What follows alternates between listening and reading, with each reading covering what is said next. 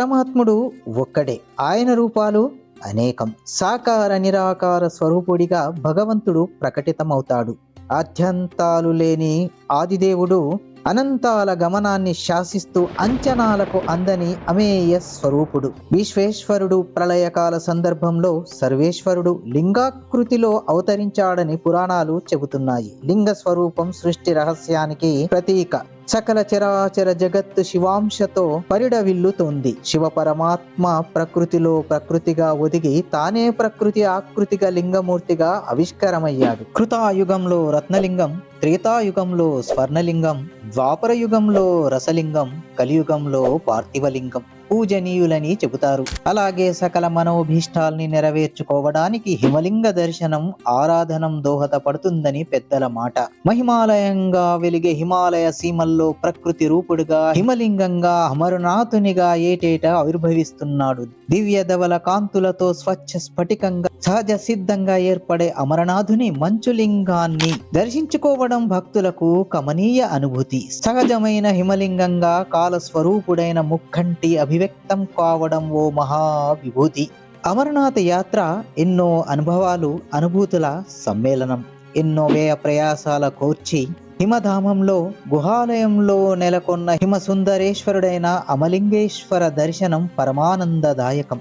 అమరనాథుని భవ్య లింగాకృతిని తిలకించగానే భక్తులు తమ ప్రయాసంతా మరిచి ప్రమోదాన్ని పొందుతారు. ప్రతి భక్తుడి హృదయం ఆనందరసమర్ణమవుతుంది. జమ్మూ కాశ్మీర్లోని శ్రీనగర్కు 141 కిలోమీటర్ల దూరంలో సముద్ర మట్టానికి 3888 మీటర్ల ఎత్తులో అమరనాథుని గుహాలయం భాసిల్లుతోంది.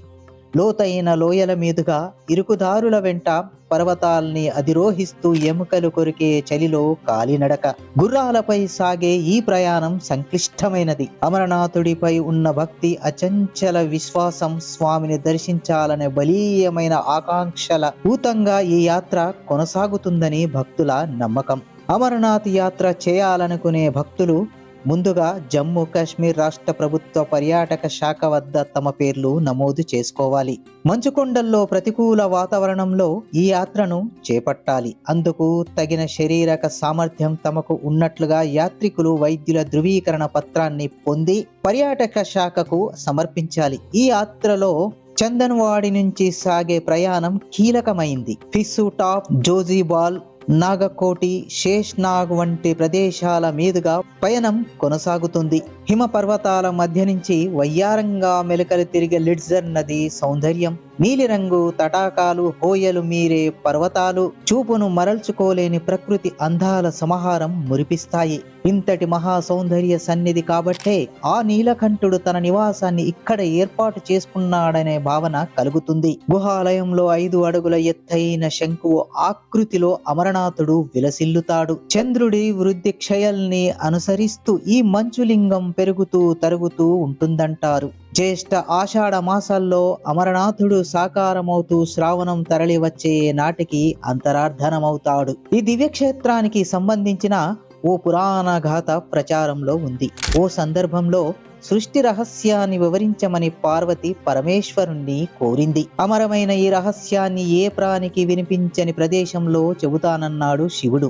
హిమాలయాల్లో ఓ గుహలో సృష్టి మర్మాన్ని మహేశ్వరుడు గౌరికి వెల్లడిస్తుండగా గుహపై ఉన్న పావురాల జంట విన్నాయంటారు. దాంతో అది మృత్యురాహిత్యాన్ని పొంది ఇప్పటికీ అమరనాథుని గుహ ప్రాంతంలో సంచరిస్తాయని చెబుతారు.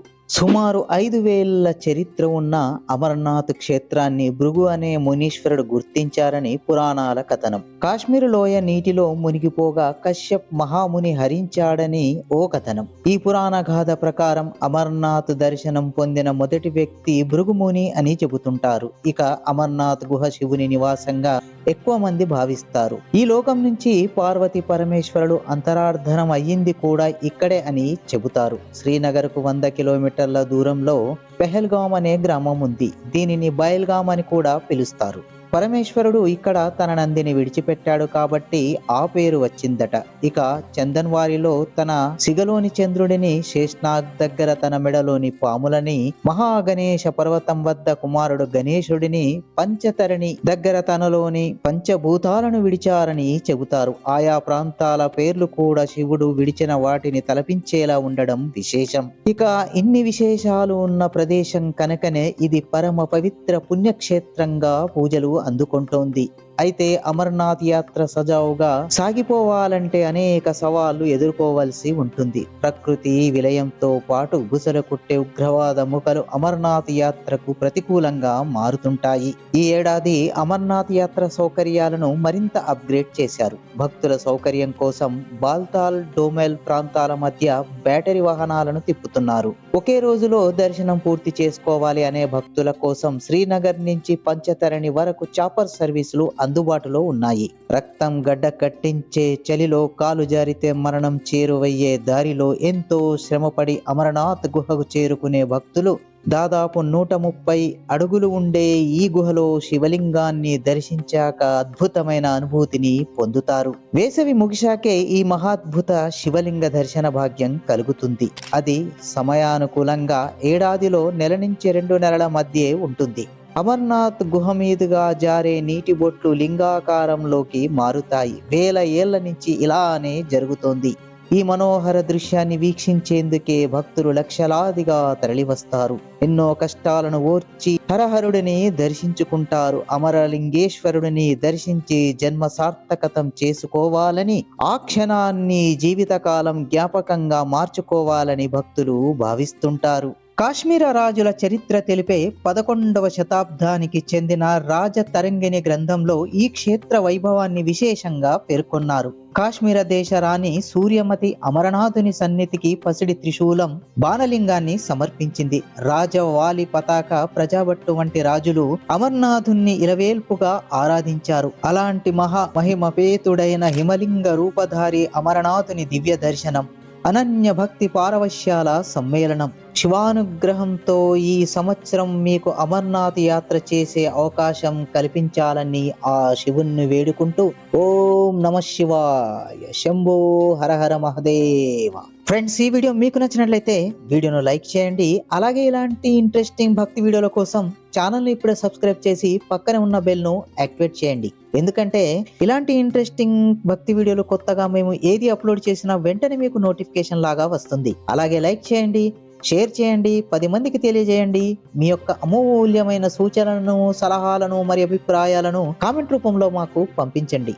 మరొక వీడియోతో మళ్ళీ మీ ముందుకు వస్తా. అంతవరకు నమస్తే, జై హింద్.